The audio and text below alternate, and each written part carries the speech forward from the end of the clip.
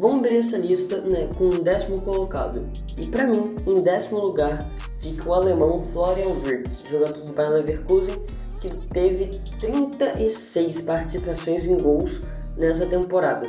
Se eu não me engano, foi entre 36 e 38, pela minha pesquisa aqui. Só que ele foi muito bem, foi muito importante para o título, né, foi uma das peças mais importantes do Bayer Leverkusen, né, para a conquista do título, né, o Xabi Alonso sempre usava ele. E também ele foi muito importante no geral. Participações de gols, eu acho que foi o que mais participou no Bayer Leverkusen. Agora, em 9º lugar, a gente vai colocar, né, o argentino, artilheiro da Copa América. Para mim, foi o melhor atacante da Argentina, o melhor jogador, um dos melhores jogadores da Argentina nessa Copa América. Também teve sua redenção, né, pela péssima Copa do Mundo que ele fez. Eu tô falando, é claro, do Lautaro Martínez, que fez 32 gols nessa temporada, um dos poucos jogadores que chegaram nessa casa dos 30 gols, né? Então, em 9º lugar, Lautaro Martínez, ótima temporada, campeão da Série A Team, né? Acho que foi o artilheiro, um dos artilheiros, e tem ótimos números, ótimos desempenhos. Então, em 9º lugar, Lautaro Martínez. Já em 8º lugar, eu vou colocar o inglês Phil Foden. Fez uma ótima temporada, 24 gols, 11 assistências, ganhou a Premier, foi o melhor jogador da Premier League, e só que deixou a desejar, né, na sua seleção. Não fez nenhum gol, não deu nenhuma assistência, né, pela seleção nessa temporada. Não fez gol na Eurocopa, fez um péssimo desempenho na Eurocopa e também não fez gol, né, nas eliminatórias da Copa América. Então ele acabou ficando nessa posição muito por conta desse mau desempenho, né, na sua seleção. Porque se ele fosse bem, né, ou razoavelmente bem, eu acho que ele subiria algumas posições, pelo menos em minha opinião. Então, em minha opinião, em 8º lugar fica o Foden. Agora, em 7º, eu não tenho muito o que dizer. Para mim, muita gente está botando ele em posições acima, muita gente está botando ele até como ganhador da Bola de Ouro, só que eu acho um absurdo ele, pelo menos, ficar no top 5. Para mim, Carvajal tem que ficar em 7º lugar. E também forçando a barra, eu acho que ele poderia ficar em menos posições aí. Só que por ter ganhado títulos, por ter ido bem, né, bom desempenho, ele fica nessa posição.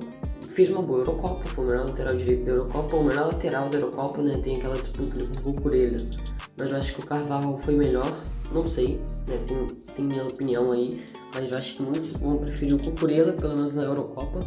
Mas no geral, na temporada em geral, o Carvalho fez uma ótima temporada, ganhando, né, La Liga, ganhando Champions e ganhando a Eurocopa. Então, 7º lugar fica Dani Carvajal. Agora em 6º lugar, vou ser bem rápido aqui, nada mais justo de colocar o Mbappé, né? O Mbappé fez mais de 50 participações em gols, foi o melhor jogador do PSG, né? Carregou o PSG até a semifinal. Não chegou na final muito por conta do time, do PSG ser meio fraco, e porque pegou o Borussia, que estava numa ótima fase. Mas é isso, em 6º lugar, Kylian Mbappé, o francês. Também não fez uma boa Eurocopa, mas se fizesse uma boa Eurocopa eu acho que estaria umas posições acima. Mas por não ter feito, eu coloco ele em 6º. Agora sim, em 5º lugar, muitos podem deixar ele abaixo, muitos podem deixar ele acima. É uma questão de opinião. Por exemplo, o Rodrigo, né, o meu amigo, ele falou que ele não fez uma boa temporada. Não que ele não tenha feito uma boa temporada. Pessoas fizeram uma temporada melhor e ele só dava toque pro lado, que ele só ficava tocando pro lado, que eu acho um absurdo alguém falar isso, com todo respeito. Pra mim, em 5º fica o alemão Toni Kroos, né?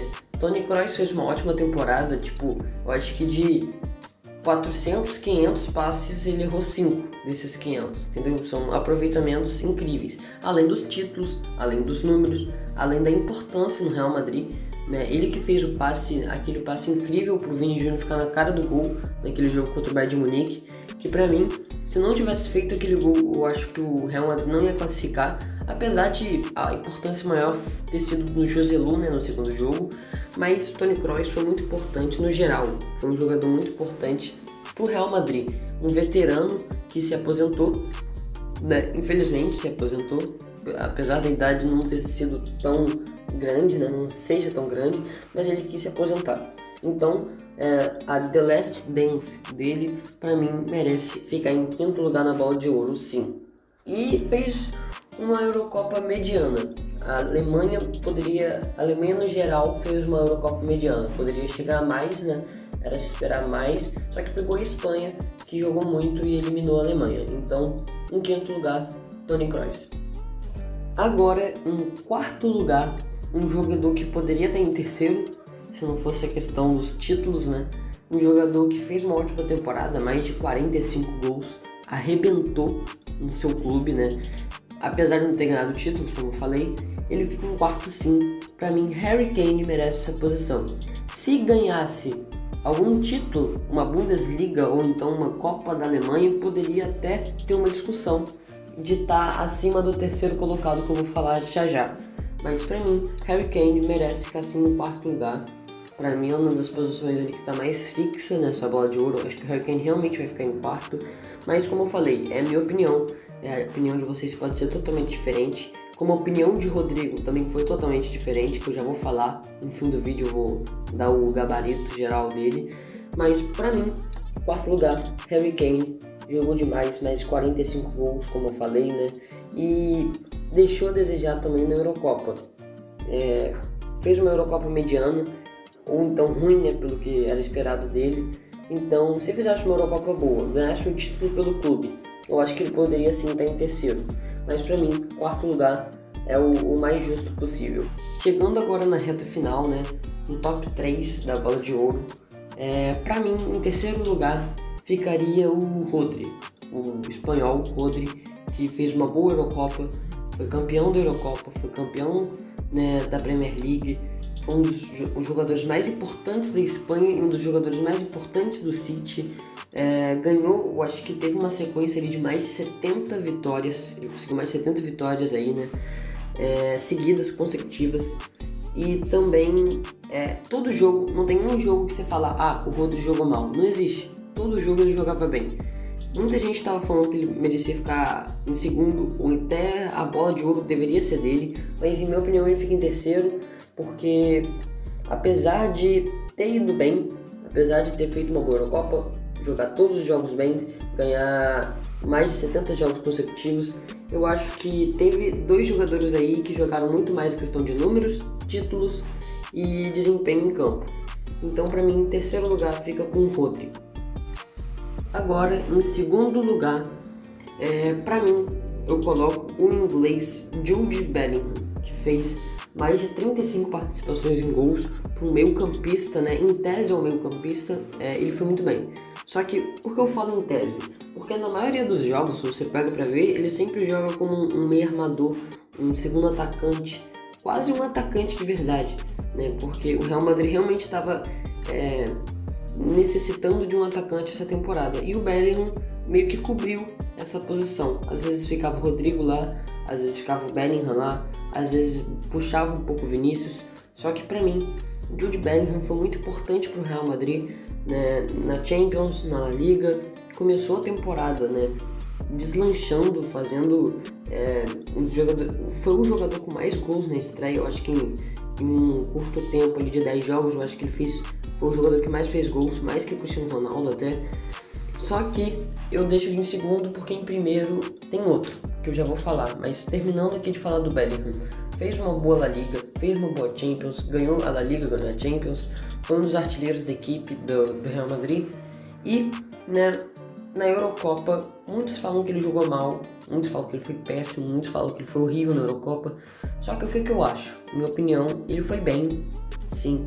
Só que pelo que ele desejava, pelo que esperavam dele, ele deixou a desejar, entendeu? Ele dava pra ele fazer mais. Ele fez um gol lá de bicicleta, lá que decidiu o jogo contra, eu acho que Eslovênia ou Eslováquia, não sei diferenciar esses dois países aí. E também eu acho que fez o gol da estreia lá na Inglaterra e fez, pouca gente reparou, né? Pouca gente reparou. Ele fez o pivô na final, que ajeitou pro Palmer, que fez o gol. Não adiantou muito, mas já pensou se aquele gol ali pontuasse meio que a reviravolta da Inglaterra? A Inglaterra faz esse gol e depois no finalzinho vira. Ou então esse gol foi o que levou para os pênaltis que conseguiu o título da Inglaterra. Mas o que aconteceu, o Oyarzabal foi lá e fez gol. Então não adiantou muito. Mas ele fez uma boa Eurocopa assim, mais ou menos. Como eu falei, desejavam mais dele. E ele fez uma Eurocopa mediana. Então, né, pra mim, mediana. E pra mim, por isso, ele merece ficar em segundo lugar. Agora, pra finalizar esse ranking, essa lista, eu vou colocar, né, Vinícius Júnior. Vini Malvadeza, cria do Flamengo, jogou muito essa temporada, foi a melhor temporada dele, eu acho, disparado, de importância pro Real Madrid, né? Fez 29 gols, deu 11 assistências, 40 participações em gols, por aí eu acho, né? O número de oficiais eu acho que foi isso, 40 participações em gols. E ele jogou muito, ele arrebentou, todo jogo ele jogava bem, ele é aquele jogador que decide sozinho, que joga sozinho às vezes, quando precisar ele vai jogar. Só que, em primeiro lugar, ele fica meio questionado. Pra mim é meio que óbvio, só que pra alguns, o que ele fez pelo Brasil foi péssimo, foi horrível, foi, né, deixou muito a desejar e por isso já tiraram a bola de ouro dele. Eu acho que não, porque o Bellingham também não foi muito bem. Então muitos falam que poderia ser o Bellingham, mas eu acho que os dois fizeram uma atuação pelas suas seleções mais ou menos, né? Então eu acho que por isso a gente vai, né, pro desempate, que é pelo clube, pelo clube, e pra mim no clube tem uma competição, óbvio, não é uma unanimidade ser o Vinícius Júnior. Muita gente pode dividir ali entre Vini, Bellingham, até o Rodri, né, como eu falei.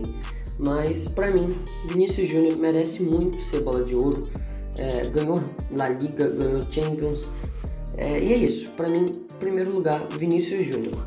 Agora, rapaziada, eu vou falar pra vocês só o ranking do Rodrigo, tá bom? Vou falar já o ranking do Rodrigo. Rodrigo me mandou aqui, eu vou falar brevemente, tá? Vou falar bem rápido aqui, não vou detalhar muito, só vou falar o top 10 dele. Ele me mandou e falou que o top 10 dele seria em décimo, Toni Kroos, em nono, Lamine Yamal, em oitavo, Lautaro Martinez, em sétimo, Florian Wirtz, em sexto, Kylian Mbappé, em quarto,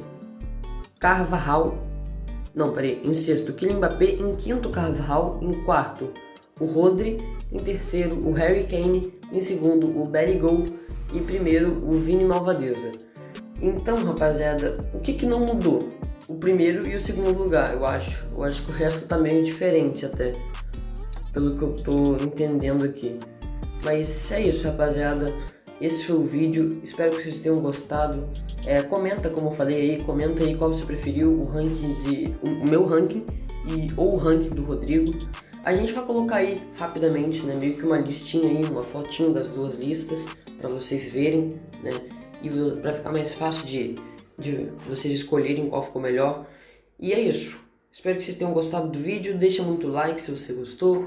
Comenta aí também se vocês querem mais vídeos nesse estilo, né, mais falando da vida real. E também se inscreve aí, compartilha para seus amigos.